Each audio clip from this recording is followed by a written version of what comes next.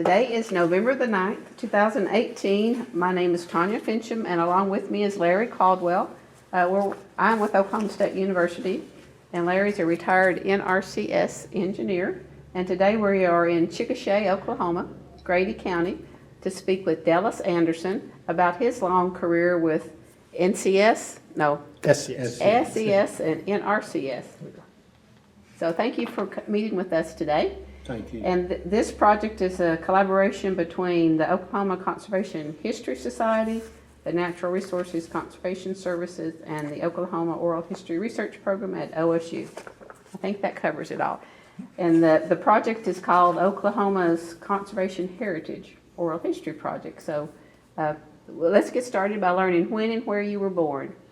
Well, I was born in Tulsa, says my birth certificate, in 1932, February the 2nd. Okay.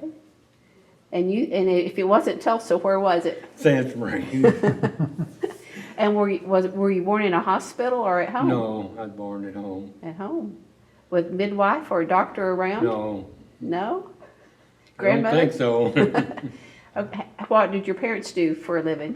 Well, my daddy was an iceman, then delivered ice in Okay. Tulsa. And my mother, she's raised in Martha, Oklahoma, and they moved to Tulsa.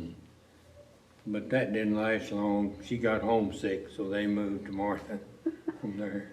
I'm not sure where Martha is. What's it You near? don't? Where's it near? You haven't taken a vacation there? No, I'll have to. Oh, it's north of Alphas, northwest. Okay. 6 north, 3 west, Jackson County. Okay, so further south than we are right now, right? A little bit, yes. A little bit. About 100 and something west. Okay. And did you have brothers and sisters? No, I was all they could take. My uncle said, surely you're not going to take him to church. So I think that's fixed that. Well, how did they meet, your parents? My daddy was working out there for day labor on the farm, and they met out there. Okay. I'm not sure exactly what an ice man would do. Delivered ice. Delivered to ice. hotels, businesses, restaurants, and all of that. Back in the 30s and 40s? 32 30s? was a great year. Oh, I'm thinking of the blocks of ice that Yes, would fit into your ice box. yes. That sort of thing? Where did they get the ice from? They had ice houses. Are They they- even delivered ice to Ma Barker and her kids. Oh, my God.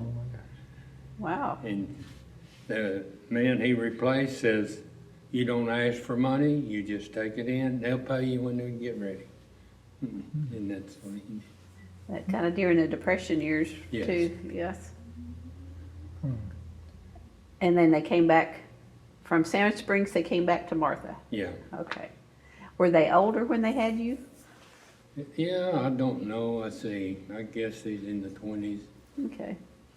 Was your dad in the military? No, No. So where did you go to elementary school? Martha. The whole works. All 12 years. In one building? Yes. Really? I'm assuming not a one-room schoolhouse? No. How many were in your graduating class? 14. Boys? A little tidbit. You probably don't want it, but the preacher came out that way and was going to preach to the cattle drive that came through there, the Great Western Cattle Drive. It was bigger than the Chisholm train. And then his wife ended up having a one-room dugouts class that she taught in, and then ended up postmistress, and they named the town after her, Martha. Okay. Oh. Huh. What did your parents do in Martha then, when they moved out there? Daily labor. Daddy worked on the farm, and mother worked in the house and pulled bowl and hoed cotton like other people, and for extra money. It was hard times. We didn't have a car until I was probably 7 or 8 years old. I don't know. Have a wagon and horse and No, wagon? No? She wanted to go to get groceries. She either went with her parents or somebody else in Martha. Well, did her parents have a car? Yeah, They did, okay. How far from Martha were you? How far out in the country? see, about 4 or 5 miles. Hmm. How far was the school from your house? Same distance. Same distance. Yeah. And how would you get there? School bus picked us up. Okay. And did you participate in extra activities like sports or anything like that? I sat on the bench pretty well. That counts. Someone has to. I get to play if somebody didn't show up. Well, of the 14 students, how many boys, how many girls? 8 to 6. 8 boys, 6 girls. Okay. Nearly all the boys got a degree, and a lot of the girls. Wow. One plastic surgeon, engineers, geologists, school teachers. Well, that's pretty impressive. There was two boys that didn't get a degree. Teachers became teachers. It's a very good school, community-wise. You looked after each other. You didn't want to do anything wrong. Your parents know before you got on. But it was a great school. Well, how would lunchtime work? Carried your lunch Carried it. until, I guess, around 10th or 11th grade, somewhere in there. Then they had lunch room in served. Did you have a favorite subject? I hated school. I liked math, but basically I hated school. I was so proud to get out. I helped Daddy farm till I was drafted in the Army, and then I got out of the Army and I decided, well, I'll take a few courses, and fell in love with wanting to learn something. Wow. Started with Aldous Junior College there. Might have had 30 students, I don't know. Went there one year, then I went to OSU and almost failed the first year at OSU. I didn't know how to study, and I hated, like I said, I hated school before I got out of the Army, and the Army provided a way to go, and I went. Using the GI Bill? Yes. What year would that have been? Well, I graduated from high school in '49. I graduated from OSU in '59. Got my master's in OU in '69. Okay, so you kept on going. Well, I went to night school to get my master's. Okay. And what was your major at OSU? Ag engineer, and I didn't have any idea about nothing. I didn't know nothing. Friend said, well, why don't you go to ag engineer? I said, what's that? I don't know, just go there. And so I took it, and I liked it. Had enough math to it that you liked? Well, I had basically little math from Martha, algebra and geometry. I had to catch up.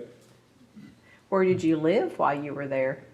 I lived in a rooming house, you know, off campus until I got married in '57. I started there in, I guess, '55. And my wife had already graduated, and she taught at Perkins, and so we lived there 2 years till I finished. Okay. Do you remember a favorite spot on campus? Did you have a favorite spot? No, not particularly. Thinking that's about the time the Union was, It was there. new. It's a great place, it was new. but I didn't socialize much or anything. Went there and ate breakfast. Most of the time, they had boarding houses where they fed meals, and I ate there most of the time. And then I worked at grade school doing a noon hour, watching the kids, and got a meal there, so I made it all right. Yeah. And then the GI Bill paid tuition Yes. for you. Yes. Well, how did you meet your wife? She's raised in Martha. She couldn't find anybody else, and I took her. She doesn't believe that. She probably is the one that got lucky, huh? No, I don't think she thinks that. Well, that was about the time they were changing the name of Oklahoma A&M to OSU Yeah, while she you were there. graduated from A&M. Yeah. I graduated from OSU. Have any opinion about that? Oh, no, Didn't matter. no. No. How many were in your class ag engineering when you graduated in '59? How many, How many people were in your class when you were at ag engineering at OSU? oh, I have no idea. Were there some other SCSers there? Was Gene Bollinger? Oh, yeah, a lot of them.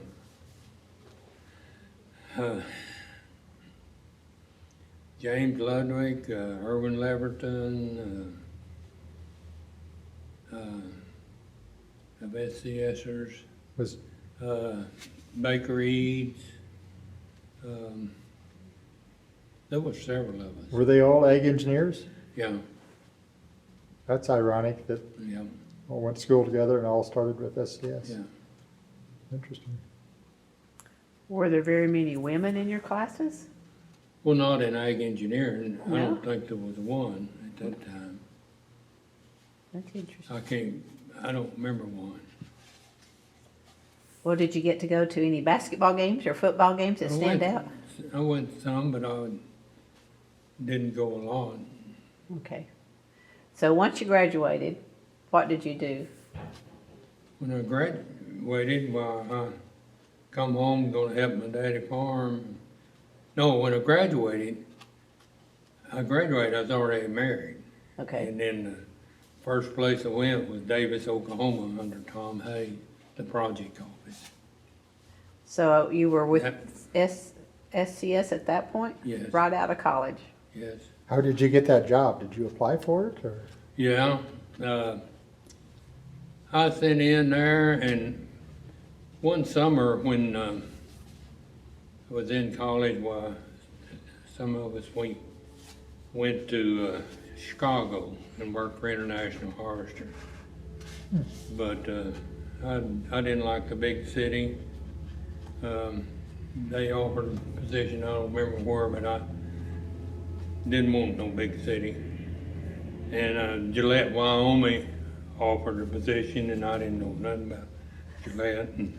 And a bunch of us went with SCS at Stillwater. Several of us applied and went, All started the same year? yeah. And the year before and the year Yeah. after, Interesting. the ones that was graduated over. So we had a good, started off with a good contact with SCS. So that must have been when the Watershed program was really going strong and It they were just- hiring people? Yes, it's just going pretty good. I didn't know nothing about it. Mhm. I really liked it, and I went to Davis, Watershed office. I went in on, they told us that we'd go in on a 2-year deal and training program. So I had, it's about, this isn't exactly right, about 6 months at Davis. And then they shipped me here under Mr. Fly in Watershed Planning Office. There was 2 Watershed Planning offices in here. And I trained in hydrology then.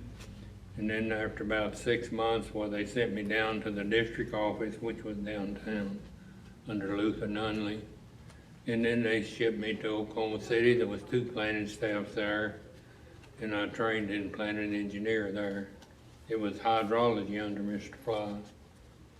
And then the planning engineer left about the time I finished my training, and I took his position there as planning engineer in Oklahoma City. In Oklahoma City? Yeah. So you moved around a little bit during those first 2 years? Yes. Yes. But we liked it every place we've been. But I loved Watershed the best of all. Who was the planning engineer that you, Fly on the party. There was 2 parties. in Oklahoma City, I mean? June King and Fred Gray was another party. I was under June King. Hmm. He was a geologist. I think there was never a party leader that a geologist, as far as I know after that. Mhm. And we worked on 566 projects then, and conservancy districts. which was rough. How long were you in Oklahoma City? There, I don't know, maybe a year. And then they shipped that office to McAllister. And we went over to McAllister, and I was there, probably 8 months or so. And then the watershed planning was really going big guns in. And they set up 2 sub-party staffs here in Chickasha. So that ended up 4 planning staffs in Chickasha. And I was over the sub-planning staff. Sort of sub over. Mr. Fly was over all of us, and Herb Craven was over his main party and the sub-party there. So when did you come back to Chickasha then? It's 63, I believe.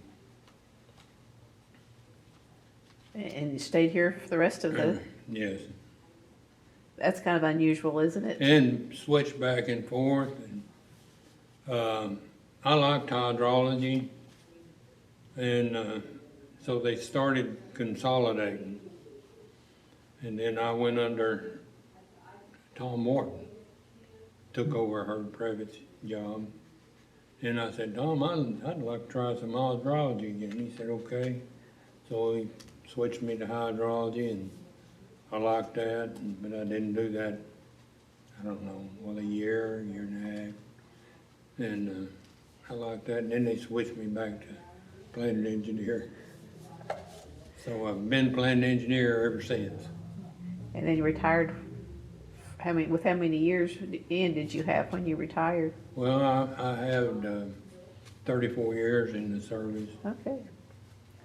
Well, in hydrology, what would you do? I mean, I don't have a clue. You have to educate me. When this was back there in the early days, you had to route your water services by hand, and you didn't have computer, and you sat there all day, and whatever rainfall you was routing upstream, you did that, or water budget, except I didn't do any water budgets at that time, but the hydrology was a lot of office work and a lot of work that you did it all. But you had graphs, you went from one graph to the other, and I don't know exactly how we did it, but we did that for a long time till computers.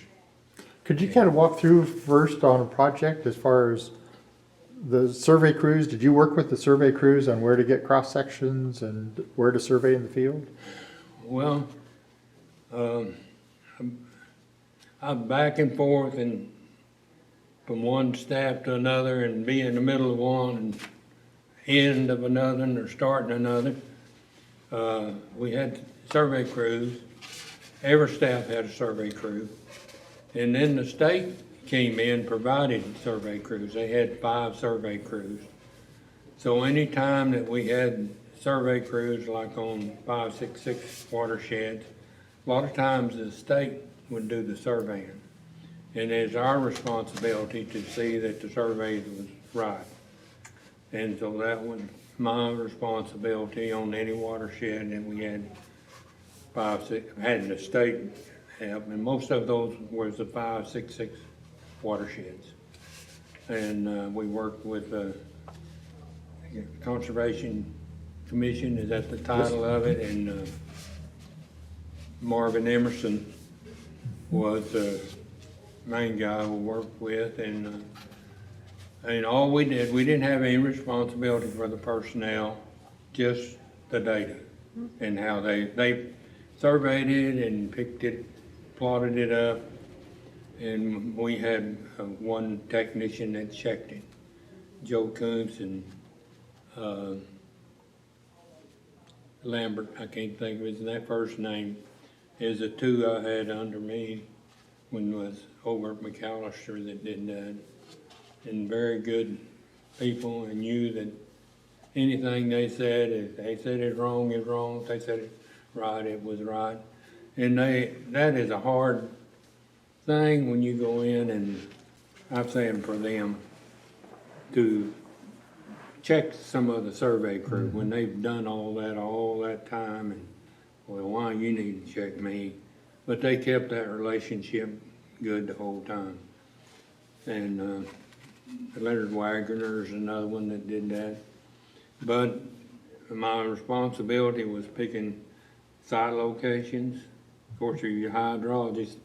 Be hydrologist, you pick the valley cross sections and data like that. Of course, I didn't do that very long because I wasn't hydrologist very long.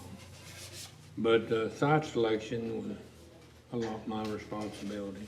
Would you direct the survey crews on Yeah. where to survey and Yes. where to get the cross sections? You'd lay that out for them in Well, advance? I didn't. If I was in hydrology, yes, I Yeah. did. But site location, that was another thing. And then working with the sponsors then, of getting them to get permission for them to do that. And that wasn't always an easy task because of the conservationists or the DC had a relationship with the farmers and he wanted to keep that, and some farmers didn't want that site, and then they tell me they didn't want that site. And so there was one of your questions later on, you know, what was one of the hardest things, and then I'd say that was keeping good relations, trying to keep good relations with the DC, with the conservation district or the conservancy district, and trying to explain to them why you wanted that site there, and you couldn't always satisfy them on that. But I didn't want to mess up, and because you can blow a watershed up if you upset the sponsors and upset the landowners. You're going to have some landowners that's going to be upset in any watershed. And then you have these public meetings and that you present what you're trying to do, and you'll have a lot of opposition there, and sometimes it goes great. How would you go about beginning to select the sites where the potential dams could be located? How would you go about when you start from Well, we had scratch? quadrangle sheets The topo most sheets, of the topographic sheets? that you pick them off, and the sponsors would usually say, you know, we want 60% reduction, 50, 70. Reduction in flooding? Yeah, but that was hard to do. The best thing is just try to pick the site, but then you run into a lot of complication with houses or pipelines or many other things that can happen in the site selection, and also geological features. Had a geologist on the planning staff, and he would identify faults and things like that was in the rock, and you try to miss some of them and the geological feature. And you want to not take up as much farmland as you can, but yet you want to try to protect the farmland down below. And it wasn't always an easy task, but it's just something that needed to be done. Typically, when you'd start out on a project and you start out with so many dams, at the very end, when the project was completely planned, what percent of those dams do you think finally made it into the plan that you A started big out with? lot percent, a big lot. 2/3 of them or more? Oh, yeah, I think so. You try to find the places that you want the dam where it's not gonna be a lot of dirt work that you have to haul in dirt, and try to catch it where two hills are across from each other, but that didn't always happen. Did you have to sell the sponsors or farmers on the good things, why it'd be good to have a dam on their property? Well, you did, but if they come in with, I want money and all of that, but it was a hard part, that's the hard part. But most of them just donated easements. did In they the not? early part of the stage, early stages of planning, most of them donated. Donated easement. And when they got the conservancy district, of course, they had the possibility of taxation where they could buy easement. They would have money to do that, but when the first started out, district didn't have much money. And they'd want the projects, and maybe some wanted real bad and expect somebody to give a easement when it wasn't always best. Probably one of the things that we failed in is presenting the irrigation storage. I mean, said that, but we didn't push it heavy. And probably some would look back nowadays and say, well, we would have liked to have irrigation storage. How long would it take typically on a project from the time you started until the plan was completed? Well, of course, that depends on the size of the watershed and getting the surveys done, and then working them in. Back there when it was really going big guns, it might take a year. It might take longer than that, and you get a big watershed, well, it would take much longer. 1 to 2 or 3 years generally? I don't know whether we ever had any of 2 years. Probably when we did Reach 2 study, that probably went that long on the Watershed River. But most were less than that? Yeah. What were some of the names of the watersheds that you did? I mean, I don't know. Well, Just a few. The bogies, the several different middle bogie and all the bogies, and Delaware Creek and Peabine Creek, you said Chigley Sandy, and we had the Caney Coon, I believe, was one of them, and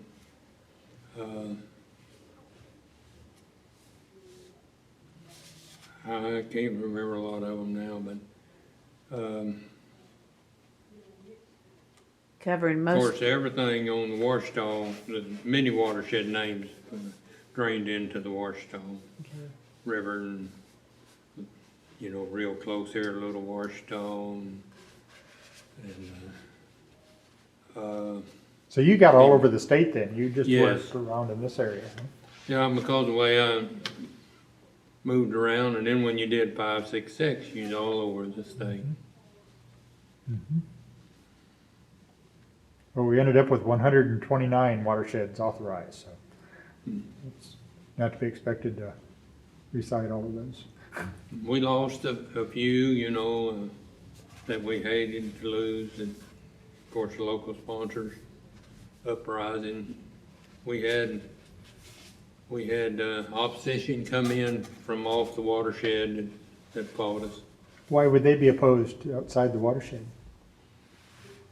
Well, I don't want to name names, but one of them up north, they didn't like the watershed up there, that where it was at, and so they was against SCS, and so they contributed their opposition on Blue River and Duck Creek, and you'd find them at those meetings. Really? And it's just one of them political things that you had to contend with. Are there any projects that really stick out that you think that you're really proud of, that worked out really well, that you like? Well, I think all of them were good. Most of them. I really like that Longmire leg Cherokee on Sandy? Chigley Sandy. Cherokee Sandy? But that was addition had already been basically planned. And the Peabine Creek was a problem creek with the dispersed soils that was in the dams. I liked Elk Creek, but we didn't get all of it done. I'd like to see that. And,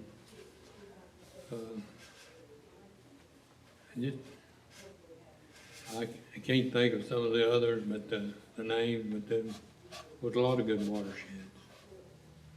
And the main thing that makes the watershed is the local sponsors.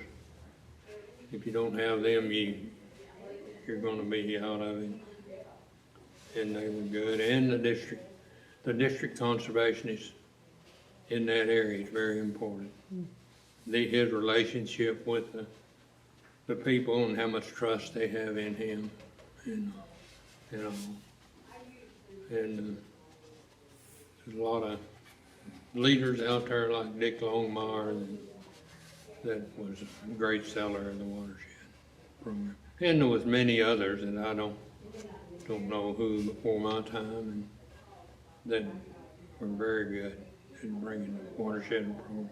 Did you work directly with Dick Longmire? A little bit, yeah. Yeah, he was at a meeting and we had down there at Paul's Valley and Fish and Wildlife was there complaining and he got up and made a little speech. So that helped take that over. He made some of those speeches in Washington DC a few times too, I understand, that swayed their opinion. Yeah. Yeah, you worked through a time when things were really going great guns and all the activity. I just can't imagine all the work that was going on to do it all by hand like that. Oh, it was tremendous. Did you get out on the dams while they were being constructed any? Yeah, I was started to mention to you that Longmire Dam. Yeah, if I got on dam, they'd been constructing. It wasn't any of my job. I just went out there. But they was digging the core trench, and they couldn't find the bottom because the water run in. Contractor said, "Leave me alone. I will take care of it." I remember that. And that happened.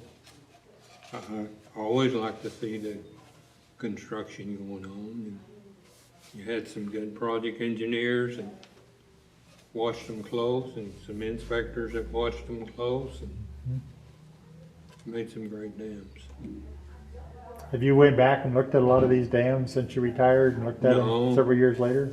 No.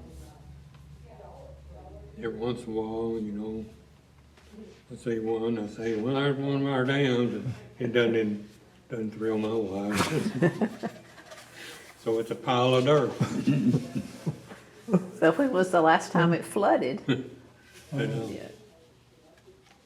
it's, During the time that you were doing this, were there major floods? yes. Well, that helped your I case a little don't- bit. Larry won't even want me to mention it. Sugar Creek's one of them. No, that's fine, go ahead. Yeah, that was It a was challenge, wasn't it? It was under construction. They had the channel built and 45 foot wide and ended up 300 some places. It built up. Challenge. But it was a challenge. Watershed is a correct name, calling it Sugar Creek. And Because it was so erosive, it would just melt when Yes. it rained. it was very good. And putting the fence in the channel, I don't think there's any engineering criteria on that. Did you see a lot of change in the design criteria from the time you started in the 50s going through the 70s and 80s? Yes, more restrictions, more, for instance, rock riprap and trying to satisfy the other agencies and things. That's a big problem. And so many other agencies and when they first started planning, they wasn't involved any to speak of nothing. The biologists and the fish and wildlife and the endangered species, and we didn't have to worry about that back there in the early part. So we were reluctant to pay them any attention, and that was something we had to overcome. Yeah, in the middle of your careers when NEPA came on the scene, wasn't it? Where you started having to evaluate all those environmental issues in addition Yeah, to and the hydraulic. Huh? Archaeologists come in looking for Indian heads and fire pits and also I guess I'm not sure which watershed it is over at Anadarko that they had the Dumby elephant. They found it and had to move aside because that's just the name they give for the elephant. I think it was a prehistoric elephant. What watershed was that in? Huh? Which watershed was that in? I'm not sure. It's over at Anadarko. And then I'm not sure which watershed that down southeast Oklahoma, they found that, or that dinosaur in the spillway, I believe. John Cagle was located that too, didn't he? Upper Clear Boggy, yeah. Wow. So we had those things that had to overcome or meet their criteria. Go around? Would you have to go around or Just go to a different dam go site. to a different side? Well, some of them are getting to be up 40, 50 years old, A little older than that, I a believe. little old. Yeah, In they've been fact, replaced some of them. Over half of the 2,100 dams are now more than 50 years old. Well, that's another thing that changed in the early stages was put 50-year storage, sediment storage in them. And the classification of dam has changed considerably. Used to when I didn't worry about one farmhouse or two downstream, and now you got to worry about that. And then municipal water supplies, I think that's been a big deal. I like that. And then along with that, with the recreation facilities and that you plan for, and good. Had they taught you how to do all of this figuring while you were at A&M? No, I mean, how did you learn to they figure teach this? that to you when you get in the office. That's your on-the-job training? We have had SES people that did a lot of good work ahead of us in hydrology and also runoff, figuring curve numbers for different soils and different vegetation and different rainfalls, and whether the rainfall 2 days ahead of 3 days ahead or a week ahead or all that. Particularly when he made a study of a watershed and trying to think of the name of it, that down there at Sulphur had a big rain on it. And we went in and did bucket surveys of the rainfalls and then try to match and see if it could match the elevation that the water got to in the creek with our structures in and for those rainfalls. And we did real good. So you try to reconstruct what the storm did and how the impact Yeah. the dams had on it. Yeah, I think, I could be wrong, but I think in one area had a 16-inch rain by bucket surveys there. And of course, it was different over the watershed, which would make your flow, your graph show a lot different flows for a different section of the watershed that you'd add those in as you go down. And that's a study, and they've done other studies too. I don't know, can't remember where. When you say by bucket, what do you, Just go to the farmer and say, how much rain you get in your bucket? okay.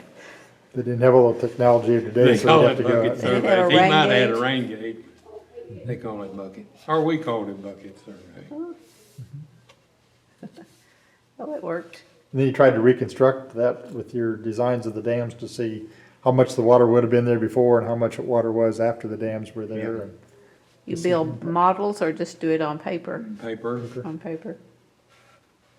and that one came out real good. I don't know which others they've done, Did you get involved in many of those? but no. But Was that on one, Rock Creek? I didn't do Rock Creek. Okay, that's down by Sulphur, yeah. Interesting. Did you have a favorite part of the job? I like municipal water supplies. I just like that, and you trying to provide water supply for what they want, and also there's a lot of determining the land rights they need for that, and just a lot of things that go with it, and working with the engineering. You have the municipal water supplies. After I came in, not all the time before, but you had to work with the engineer. The city had to have an engineer. and you had to work with them. Most of the time that went pretty good. Sometimes you and the city engineer didn't agree. And I won't name one, but we didn't agree, and Don Vanderstappen was my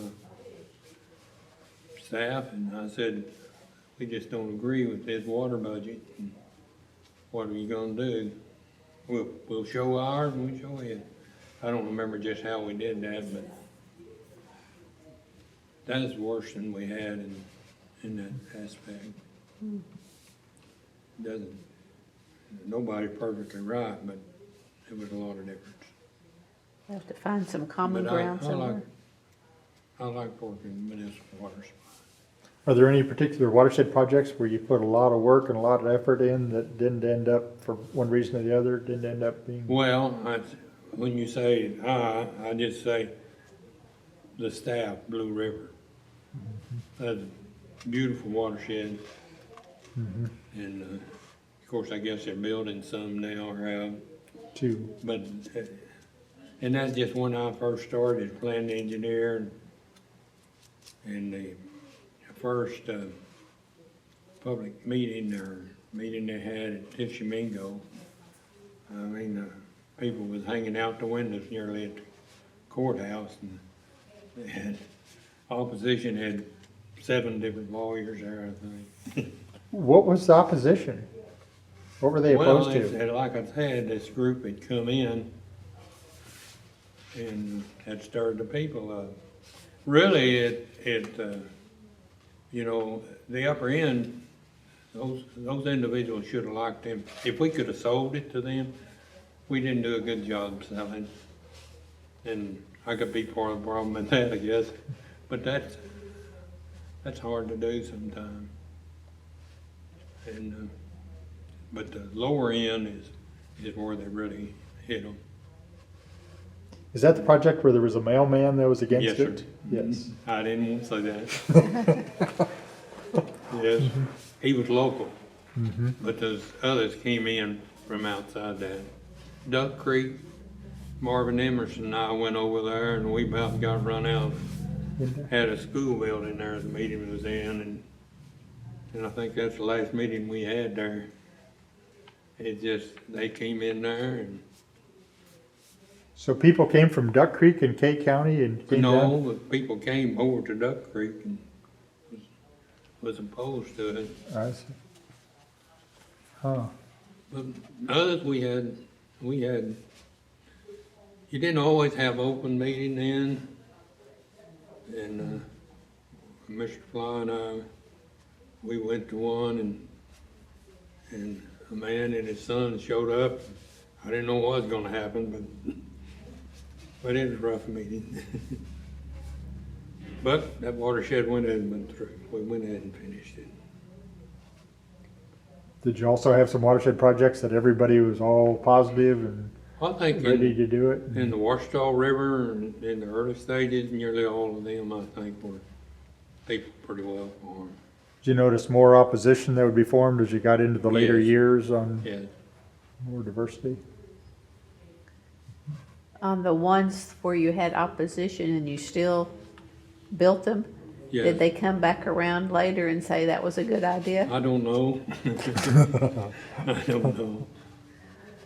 But I imagine some of them did, because some of them probably liked the side after it got on them. And it helped them somehow. But you always have people that don't believe what you say, you know. I don't remember which watershed, and they had one, and somebody come in and tried to build a house they're going to down below emergency spillway elevation, and you just have some people that's gonna be that way. You can't change it. But it takes them They never getting have flooded seen out the to water that change high, and it. they didn't gonna get that high this time. The 100-year flood will happen when they're not here, huh? You mentioned some of those evaluated lives going to 100 years instead of 50 years. Do you know about when that started and why? I do not know when it started. But we had, done quite a few on 566 that was 50 year. They were 50 year. And then they switched to 100. I like the 100. I think that is a good one to have. What was the position or the person who estimated the amount of sediment that would come to the dams to figure out how much sediment storage you There's need? a geologist. So you'd have a geologist on your staff, Yes, all sedimentation? staffs had a geologist. And like I said, the planning staff I went to in Oklahoma City, the geologist was also part of the leader. And a lot of the early ones there, the staff leader had a position, the best I remember. Mr. Fly was the staff leader, and he was the planning engineer, picked the sites and all of that. If you look back, what's your thoughts on their estimate of sediment storage coming in? Was it very conservative or? I really don't know. Yeah. I just don't know. I imagine some of them's pretty good and some probably off, especially in your sandy soils. And it depends on the people that's up above, how conservation minded they are. Yep. They were charged with looking ahead 50 years and trying to estimate what it was going to be like with those conditions, didn't they? Yeah. Well, and you can't predict weather events too No. much, or not in Oklahoma anyway. Well, when you would switch from 50 years to 100, does that mean you just make them deeper? Bigger, Yeah, more you storage? put more area for the sediment, set your principal spillway at that elevation where your 100-year sediment goes to. So you would need more easement too, Yes. possibly? Yes. So probably more opposition then. Well, it wouldn't be, I don't imagine that added that much more opposition, except somewhere along in there, the site classification started changing, which did add more. Are the most of the ones down here dirt dams? Dirt All of them. structures? All of them. Yeah, every one of them. The 2100 are all earthen All dams. earthen. Did you get out and see a lot of these dams when they were flowing through the auxiliary spillway when you'd have big storms? Did you go out and? A few, would like to see more. If I was in that area, I'd try to. That ought to made you feel good that they Yeah. designed and functioned as they were supposed to and didn't have any Yes. problems. And Always amazed at the power coming out of that principal spillway. the power of the water is Yeah. amazing. And emergency spillways, even though we've had problems with it, it's amazed me how well they've stood up. And some of them's washed out. Maybe not say washed out, but eroded some. And I think we've done a great job there. I guess one of my disappointments is operation and maintenance from the local sponsors. That some of them hadn't carried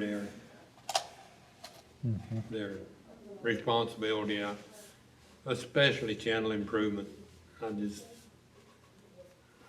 I didn't like to work on channels, because all you have to do is go see some that's been built and not maintained.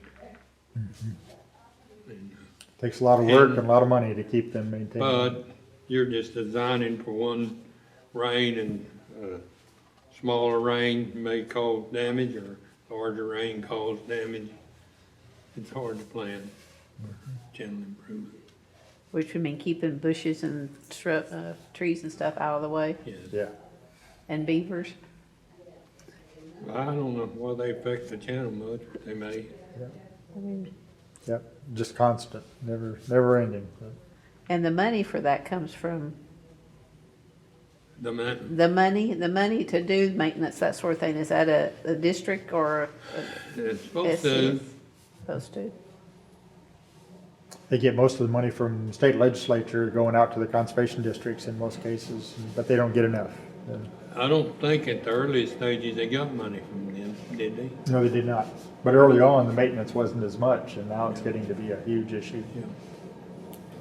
Just like roads and bridges and everything else, it just takes money to keep them up. And Would you have to go to the Capitol and do any, No, I never did. I met the Water Resource Board a time or two, but I don't remember what on, but I know I met with them.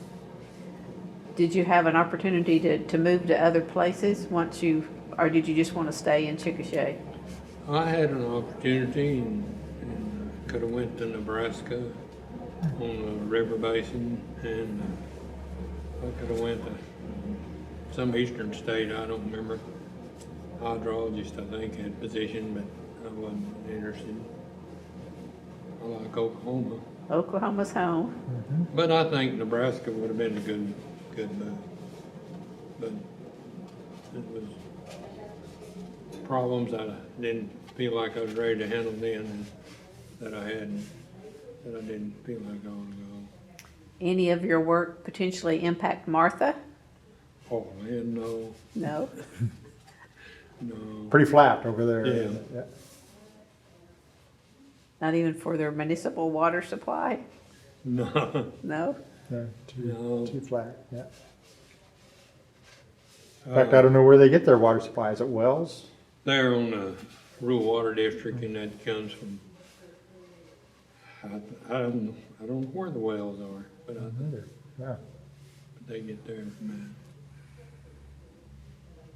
Could you talk a little bit about the change in technology and equipment and innovations from the time you started until the time you retired? Well, from surveying that. and computers? The survey started off with them as all hand, had a 5-man survey crew usually.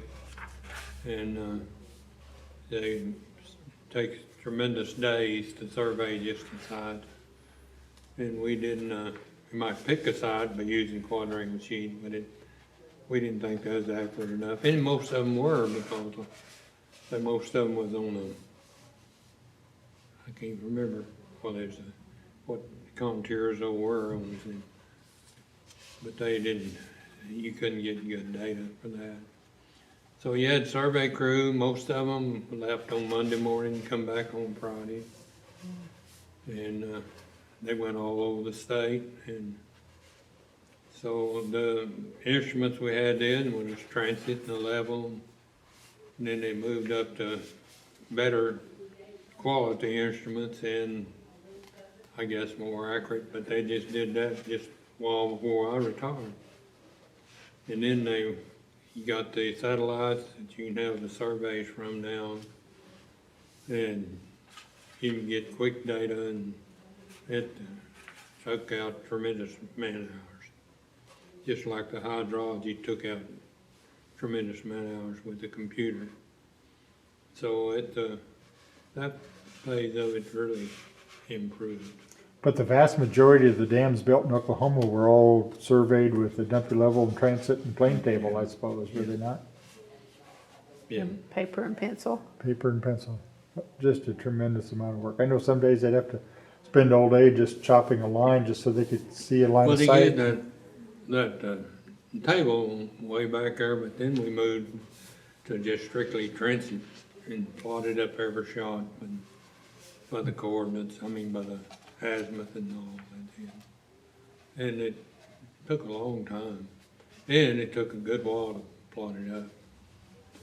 And back to the state survey crews, one incident we had, the technician thought that the state crew didn't do good and told them, we'll just survey the whole site. And, well, we didn't ask for that, but that's what they did, the whole site. All they would have to do is the turning points, but they didn't, and there was a little opposition to me because of conflict there, but we got over it.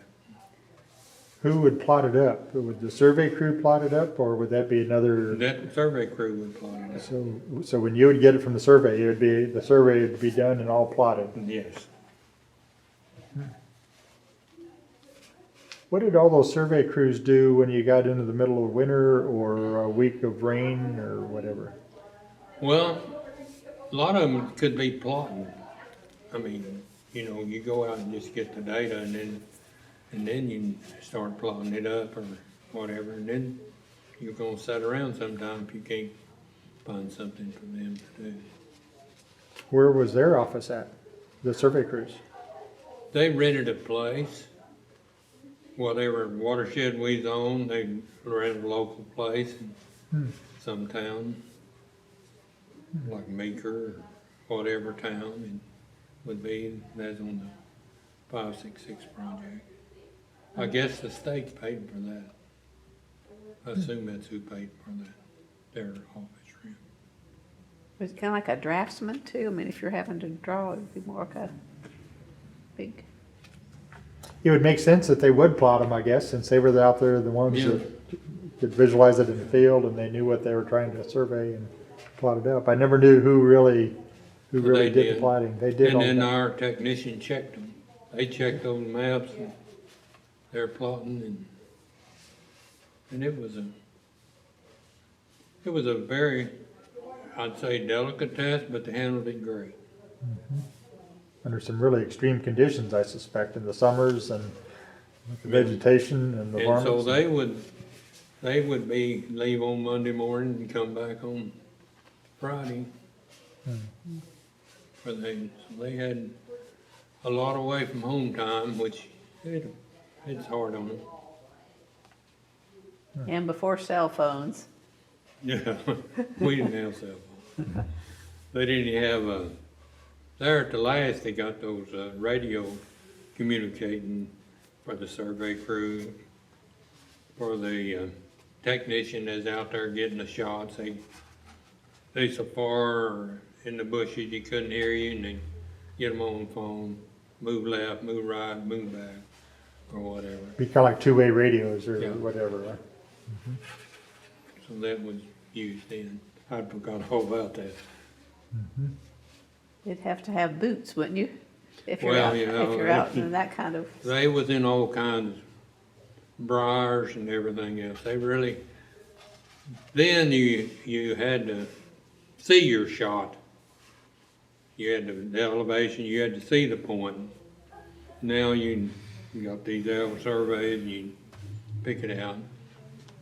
And they had some of them flown in, but they'd wait until winter to fly the area so there wouldn't be leaves on the trees, so they could see where they were taking it. And then they used a lot of, what would you call it? Can't even think, Larry, where you look through the glasses and have two photos. Stereoscope. Stereoscope, they stereoscoped a lot of stuff. They have an elevation and you can, I watched them down there at Fort Worth. You get that dot and you run it on the ground. If you hadn't got it right, it's gonna be up in there above it.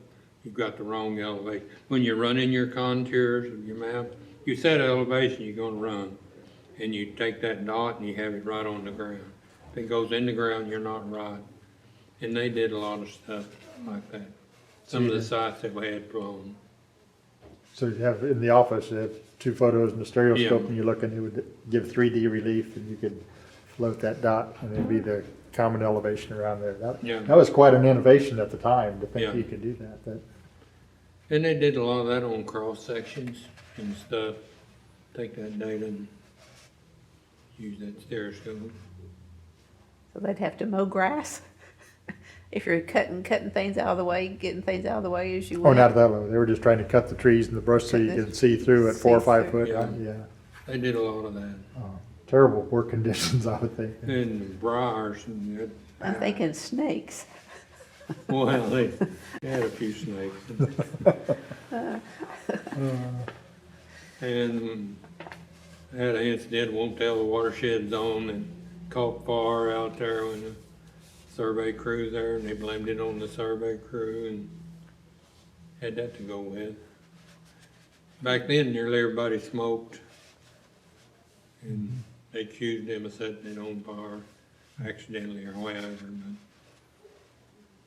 but nothing ever came of that. But that was a time they're gonna have a lawsuit against Richard Rowe and John Doe. That's Mr. Fly and me. But nothing ever came of it. Did you have many issues with landowners when you were out there with the survey crews running all over their land? Sometime. And, you know, sometime it'd make a mistake and be at the wrong place and not have permission. And we had a lot of trouble on the watershed. We had, I won't put the name, but just the last name, we had Pistol, whatever his name is, at the upper end, and Shotgun, whatever his name was, at the lower end of the watershed. And some of that was there, but we made it. It's stressful, it sounds like it sometimes. Sometimes. Well, Never a dull moment.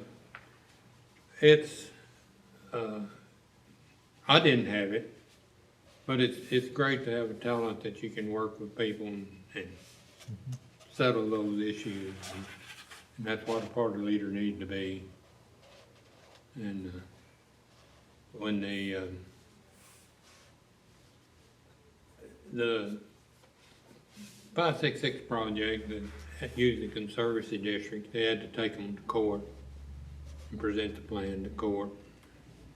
And one watershed I worked on, and we were having a terrible time getting permission to survey. So I mentioned to the Conservancy District, certain landowner said, Judge so-and-so says you're not gonna put no side on me.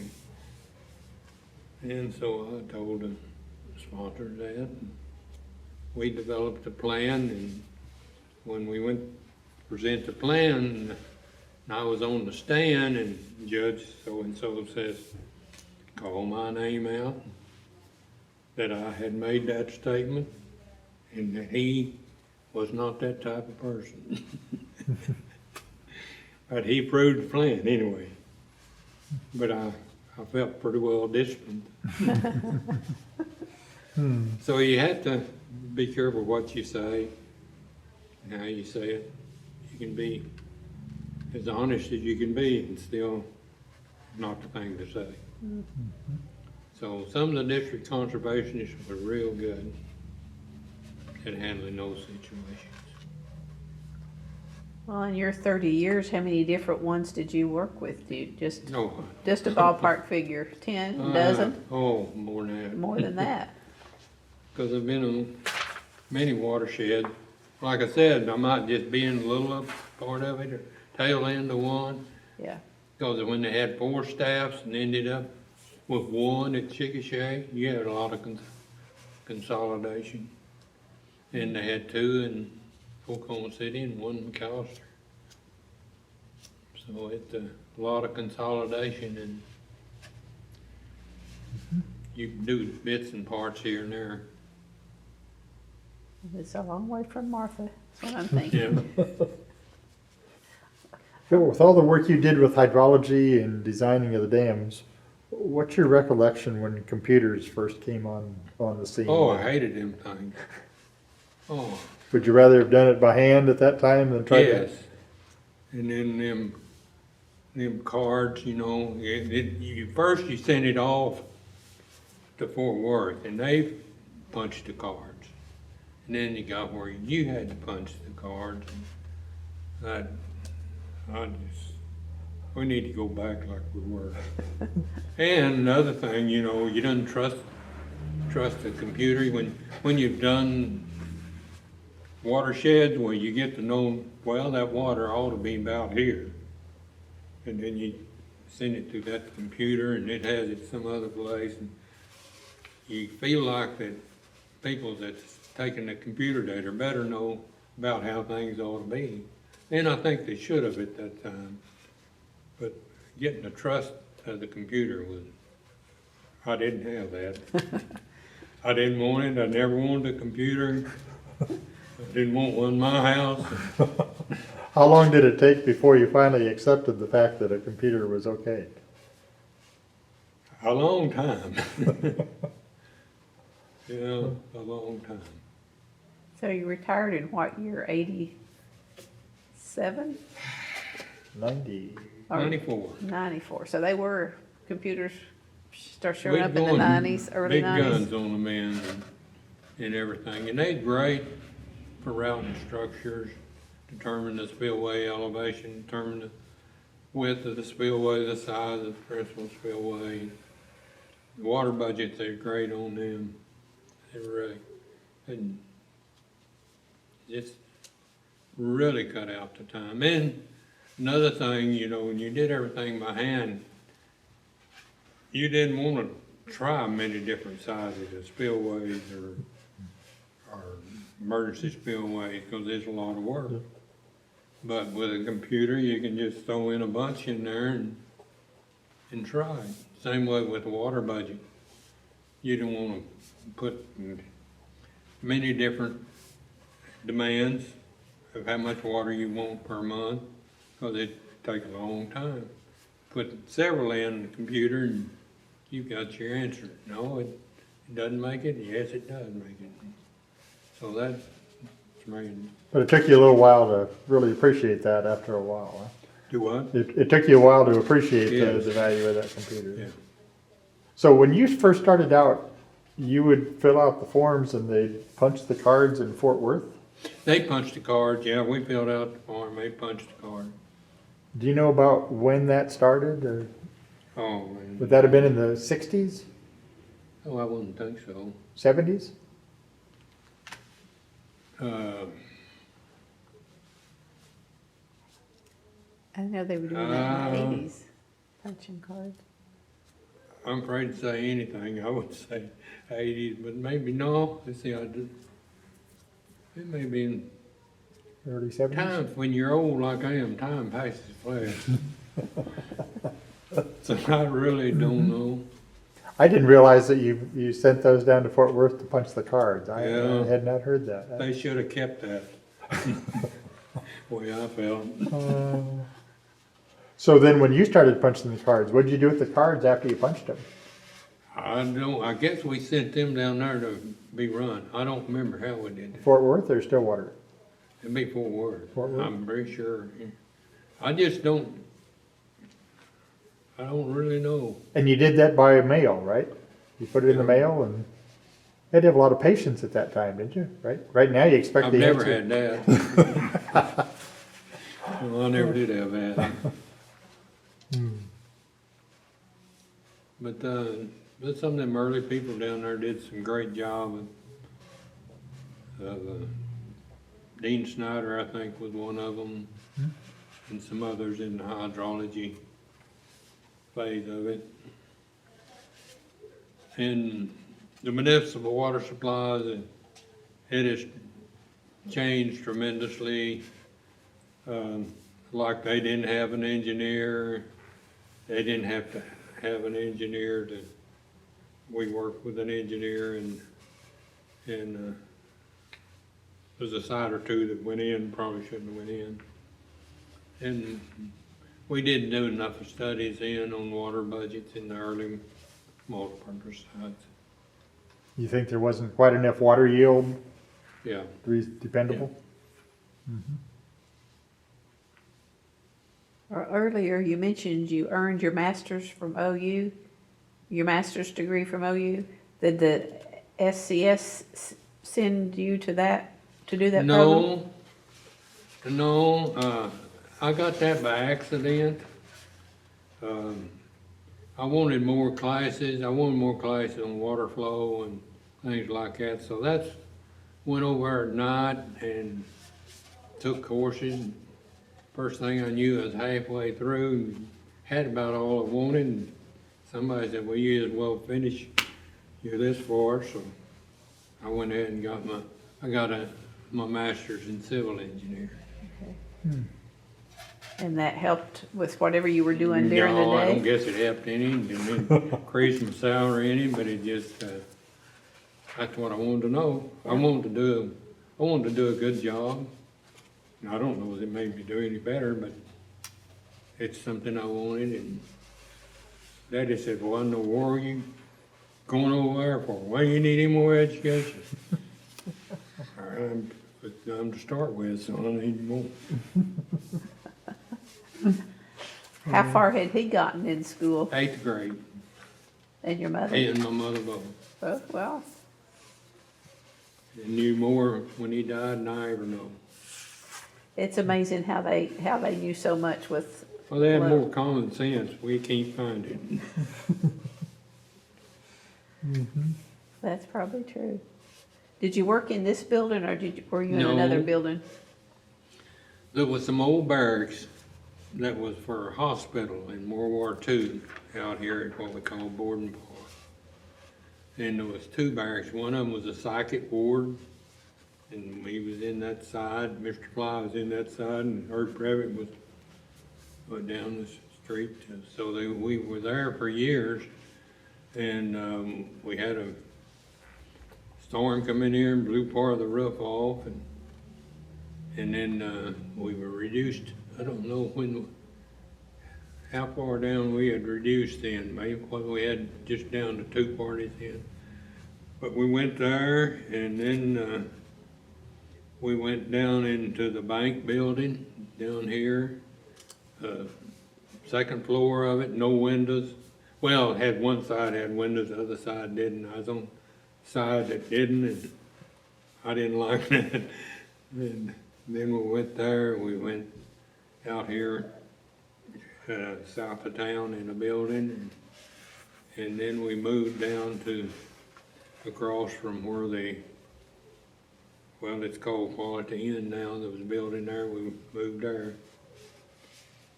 And that was the last office that was here, with just one office. So we reduced all the way down from 4 plus the closing of the city offices and McAllister office, and we ended up there. Where did you say those army barracks were located? In Well, there's still maybe 1 or 2 buildings. You know where the ball fields are there, the baseball field? Well, just to the east of that, there was a whole bunch of barracks from World War II. And we was in them. So when you had those four different staffs, about how many people total would have been in all of those at one time? Well, that'd be in about 20 professionals, and then you'd have at least 2 survey crews. And might have been more people than that. The survey crew would have 5 on them. So you'd have 30 or 40 people in those Oh, buildings. yeah. We were probably a big asset to the town here. They probably never realized it. How many, Yeah, 20 or 30 families that yeah. supported. It wasn't a very good building.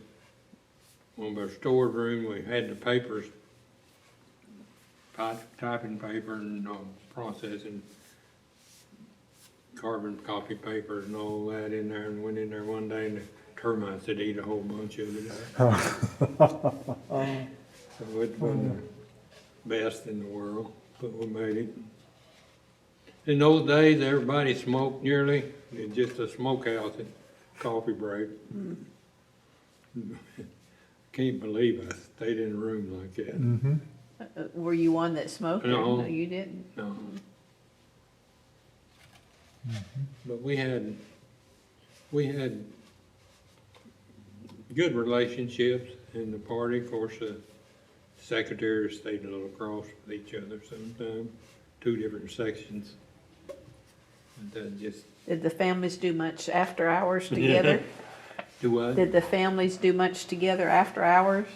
Well, some of us did. Ray Riley and Ronnie Clark and us, we just met every weekend usually and played cards. There's a few groups like that. But we had good fellowship. And I had good relations with my bosses. Did you go to state meetings? Did they, for national meetings? No, national. Not national. We had meetings at state offices, I don't know whether you're calling that state meeting. I No, think like the state conservation, like a No, conference no. type thing. No. they were too busy working. Was it an 8 hour a day Yeah, most of the time? I put in a lot more than that. That's fun. Because I was responsible for the survey crew, and I'd go check them, and, you know, I might leave there and come home no telling what time, especially when we was working up in Bartlesville. And then, I'd have a night meeting up there with the sponsors. Might be a Friday night, I'd drive home up there, so that's a few hours. But I considered it my job, I don't have any complaints about that. Have a state vehicle, See, a I'm company state vehicle? Yeah. Yeah, in the early days, if you're wanting this in the history, we didn't get much money for staying out, and we stayed in pretty cheap places. And oftentimes roomed together when we stayed out, because you didn't get much at all. Be out of your own pocket if you, I'm gonna make it on what I get. I didn't live out my means, and that was my means. Looking back in your career and the first half of your career, is there anyone that stands out that you really admired as an individual that really had an impact on your career or to help you grow? Well, there's several of them in different aspects. Tom Hayes was over the Watershed Project at office, the construction office at Davis, and he could handle his men and the contractors real good. And that's not an easy task, especially the contractors. And but he could handle me good, because if I went with him, I had to watch a gas gauge. If I didn't, I had to go get the gas. So I learned to watch gas gauge. But he was very good at that. And Mr. Fly was good in his own way. He was very country, I think if that's a proper term to use, but he related real well with sponsors, especially in eastern Oklahoma and like that. And he wasn't, I don't want to say he wasn't professional, he was professional, but he wasn't shiny professional, but he did good. Vandersoppen was real good, had been running the office, and expect to have a neat desk and stuff, but I bet you never saw much on his desk at quitting time. And he had a memory, a top memory of, you couldn't hardly bring up anything. Well, I'm having trouble with this watershed. Well, I remember that, this and this, and he had that memory of that. He had a lot of respect from people in Washington too that really respected what he did. And Tom Morton was probably the best in relationship to, I don't know what they say, regulations, or, for instance, this is a time when the blacks started coming in, and we had one come in our party and couldn't find a place to stay, and he got out and said, you people don't have any right not to rent him a place. And I don't know just how he handled it, but he handled it. And they wasn't really, accepted that way in the planning staff even to start with, and he made it that they was respected. So he handled that real good. And there's others that had different things that have been positive things to me. But having a relationship, keeping a relationship good in the office is hard to do. And those did that. Well, you mentioned blacks. Were there very many women in your position? No, In not then. not then. No, I probably would have resented them. That was just the times. Yeah.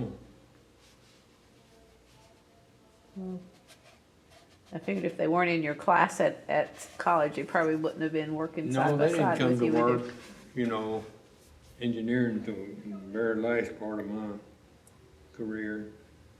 And were they accepted easily or not? Yes and no. Just depends. Okay. At that time.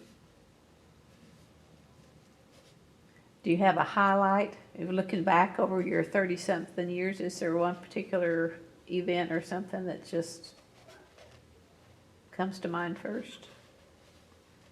Oh, I don't. In relation to watersheds or relationship? Anything? Yeah. Work? I enjoyed the work. Part I didn't like is when we started slowing down and we wouldn't have enough work. That was, because I believe in working, and that was tremendously hard. And there's been many a time I've sat there and say, God, this is what you want me to be, I'll be here, but I don't like this situation because I want stuff to do. We didn't have the funds, and we didn't have to do it. In fact, we was so short of funds one year that some of us went and worked in Washington DC a month or two for HUD. And, so I didn't like that part. But watershed planning, felt like I was really doing something. Well, what played into your decision to retire? Well, we wasn't doing a lot then, and plus they had a buyout, and I said, I'll just take it. And You were 62 at the time, at 94 when, so you were 62. I don't know. Yeah, 32 and 62 is 94, right? Yeah, there you go, yeah. So a little bit early. But then no, so you could have retired at 55, I guess, I don't know. with the state. As long as I had work to do, I enjoyed it. Do you remember your last week on the job? Not particularly. No. I just tried to work the day I retired. Whatever we had to do. And then after you retired, what have you been doing since? Well, I went to the engineering firm, a guy that used to work for SCS, had his own engineering firm, and I went and helped him every once in a while up at Edmond. It wasn't a big paying job, and it was just a little something to do. I stayed busy where I'm at. Do you have a farm? I have a farm, but it's out at Martha. So that's not keeping you busy these No. days? No? No, I have a little bit of acreage. Did have about an acre and a half, now about 3, so I got that to take care of. An old house, and that needs patching up pretty often. And my wife requires quite a bit of attention now. She's on a walker, but I handle that. It slows I down a don't little cook bit. well, but I make it. Looking back from the time you started until now, can you really see the impact of the watershed program on a lot of these rural areas across the state? I think it is. I don't know how the people think it is, but I think it is, and I think the Watershed River particularly. Just reduce flooding and, It reduced the flooding. And like I said, I like the municipal water supplies. That is definitely something. I suspect a lot of those people in those cities don't appreciate what it was like or what it would be like without those watershed No. lakes. Nor what we did for them. Mm-hmm. Well, they should have, during the drought that we had a few years ago, they Should've. should have. But people forget that. I mean, Lake Altus, was Lake Altus, so, Lugard Aldous, yeah. I mean, it was really low, Down wasn't to it? about 10%, yeah. Was that part of the watershed? No, No, No. and it was not a municipal supply either. no, that was part of what Bureau of Reclamation, I believe, yeah. Off top. And the Bureau caused us to lose some watersheds. And Beaver Creek, I'm not sure what that's called over at Norman. You know, above, what is that lake? Norman's Lake, is it Thunderbird? Thunderbird, I was gonna say Yeah. Thunderbird, yeah. Yeah. I remember Ray and them getting in a big argument at the local meeting about how much we was hurting. And when I was taking a course at OU, Reed was a teacher, and he said, well, y'all causing problems out there, and that's the reason we having all that problem. It's the reason our reservoir hadn't filled up. What is it? Reservoir. False in it. Oh, Foss out there Yeah, was? he said, that's the reason. Y'all the one that caused that. I said, no, it wasn't. I don't think I got the grade I needed in this class. Not sure.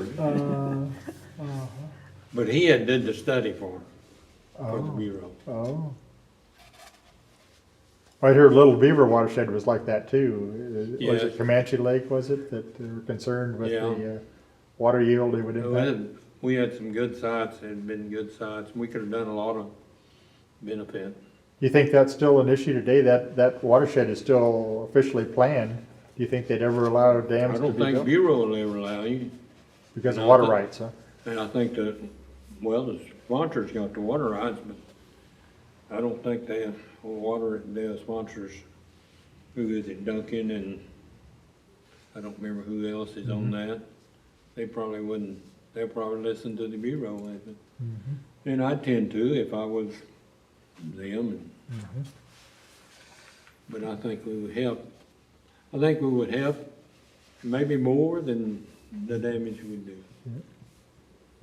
Just have to look around the state and see all the good that those Yeah. projects have done to other places. Yeah. That's it. Well, I know you worked at the peak of the watershed program. Yes, Well, when you look back from the beginning until today, that was the peak time when all the activity was going Yes. state, and Oklahoma was a leader in the nation. And I've often marveled at all of the work that you all did in planning and all the work that took that a lot of people just don't understand or appreciate, certainly, and what it took to get those dams in place. And so many of them. In 1963, there was 160 dams built that one year. And there was a 20-year period where there was over 100 dams built every year. And to think that all of that work that was done by hand and all of the people it took to do that and the good they're doing for the communities, but you were right in the middle of that. I always marvel that's that great. that was a good time that'll probably never be duplicated again in the program. That's just amazing. I really admired and respected all those people that made that happen. And a lot of conscientious people at that time that really wanted to work and enjoyed what they was doing, and it is very good. Right place, right time. You were. Yeah. Anything else you would ask? No, are there any other things you've been thinking back on your career and all that you wanted to touch on that you hadn't had a chance here today? Oh, you think, but it's we had, well, yeah, I want to mention Delaware Creek down in Wapanucka. We had the opposition down there, but I don't know whether there was any outside opposition. When I say outside, from other watershed area. But we had a senator, state senator, not national senator, state senator, that was very much against it. And, Why was he against it? I really don't know of whether he had a connection with the landowner down there or something. Now, I didn't make this meeting now that I'm fixing to tell you about. But back in my early stages, like I said, I didn't want to do anything to mess something up. And I afraid I was going to have to go to that meeting because I was planning engineer on it. For some reason, I didn't go. And they had a local meeting down there. Now, this is a story I have. And this senator got up and downgraded, said this watershed plan is nothing but a bunch of lies.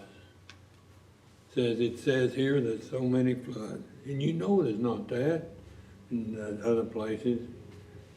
And then after he got through, one of the landowners in there got up and said, "You're right, Mr. So-and-so. That isn't right because there was a lot more floods in that." And that killed the opposition and the watershed went through. Now, I wasn't there. That may not be the exact word, but that was great. So you appreciate the landowner stepping up and supporting it, huh? Yeah. Interesting. It seems like it was a mixed bag some were and some weren't. Well, there's always a little. Always a little. There's always a little on every watershed. There might not have been when they first started, but there was always some out there in opposition. I know today, every once in a while, we hear where the children or grandchildren of their parents or grandparents were involved in the organization of the watershed, and they still own the farm, and they really respected their parents and all the work that they had done. They're really good supporters of the watershed program, yes. SCS has done a great job, but there have been local people out there that has done a tremendous job, and the district conservationists that had that relationship with them and could keep it up and keep it going. That's my opinion. Yeah. A group effort, Yeah. a community group effort. And, you know, as a plant engineer, the sponsor wanting to move a site, and you know it's gonna cost a whole bunch more at some other location. You have that to deal with. Am I doing the right thing at all times? Yeah, you're balancing out all the technical information and everything, and then trying to balance that out with relating to people and selling the project, and that's got to be a challenge to walk that line many times. Yeah. I'm probably not the best at that. I think you did well. Just look around you. Look on the maps on the wall, and Yep. that's Anything else? Not until we get out the door. it. Well, I usually end with, how do you want people to remember Dellas Anderson?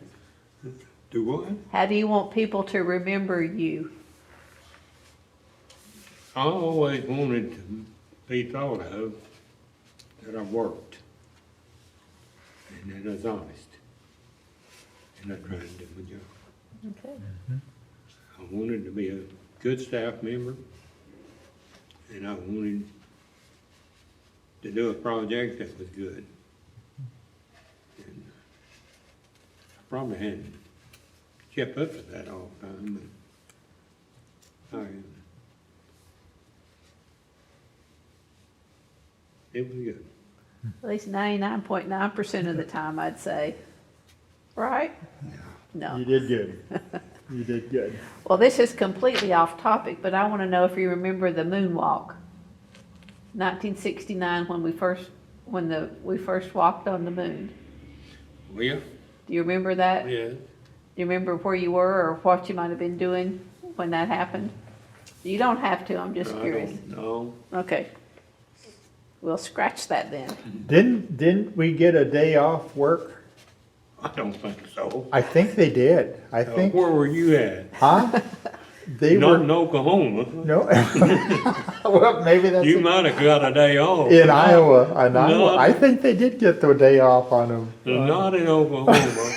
It's July of 1969, so it'll be coming up on the 50th anniversary. Do you remember where you were when Kennedy was shot? Yeah. In the office here in Chickasha. And I was thinking you were drafted in the 50s? I was drafted In the 50s? to the military. Yeah. 52. Was that what was going on in the 50s? Korea. Oh, Korea. Korea, okay. Did you go to Korea? No. I went to Camp Chaffee. Arkansas? Drove a truck. So when did you start with SCS then? It was 59? 59. 59, okay. But driving that truck opened the door for you to go to Oklahoma Yes, it did. A&M, which then led It to has been- There you go. It has been great for me. SES. The military was good for me because I probably hadn't been out of Jackson County hardly at all. I had, but not much.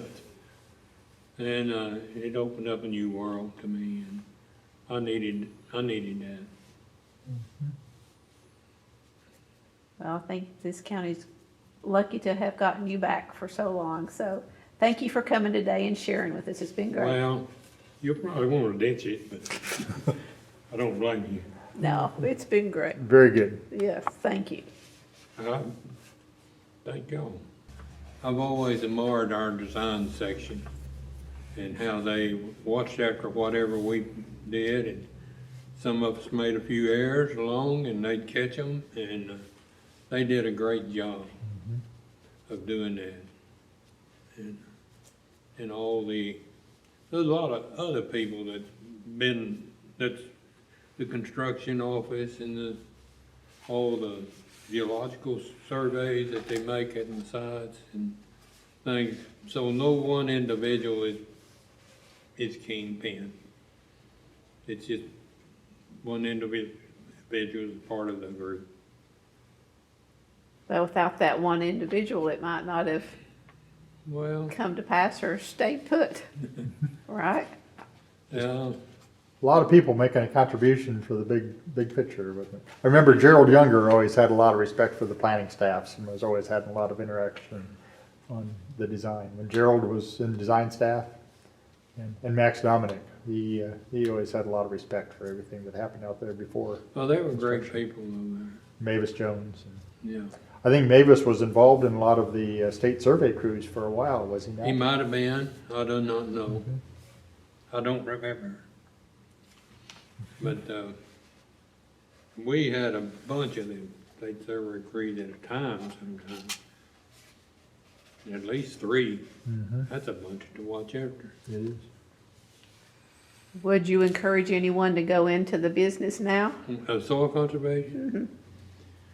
I really don't know what the future is, because I like watershed planning, and I don't know, in the district office, I don't know what they do. How much is it political and how much is it that's needing to be done?